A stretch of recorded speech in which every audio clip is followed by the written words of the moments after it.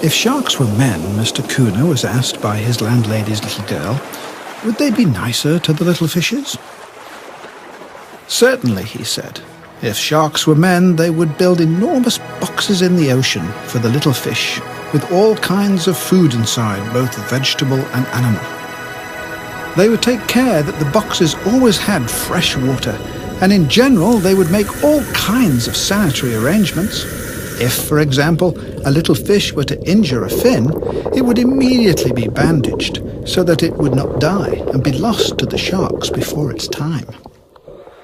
So that the little fish would not become melancholy, there would be from time to time big water festivals, so that the small fish would not be bored. And there would be also all kinds of amusements, because cheerful fish taste much better than melancholy ones. There would, of course, also be schools in the big boxes. In these schools, the little fish would learn how to swim into the shark's jaws.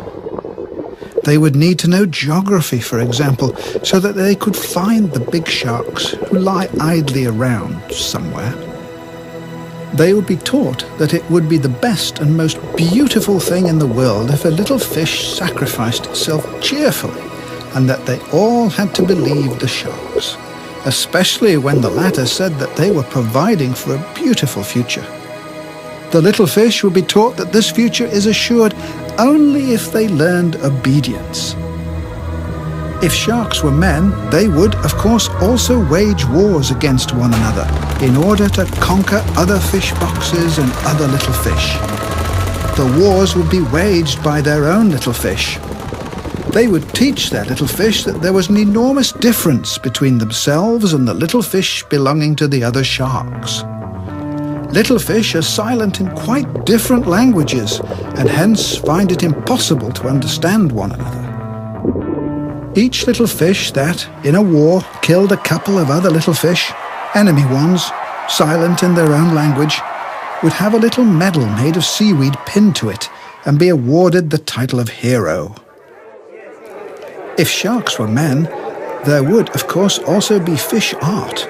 Sharks would support and help little fish artists, and the other little fishes would admire them. There would also be a religion, if sharks were men. It would preach that little fish only really begin to live properly in the sharks' stomachs.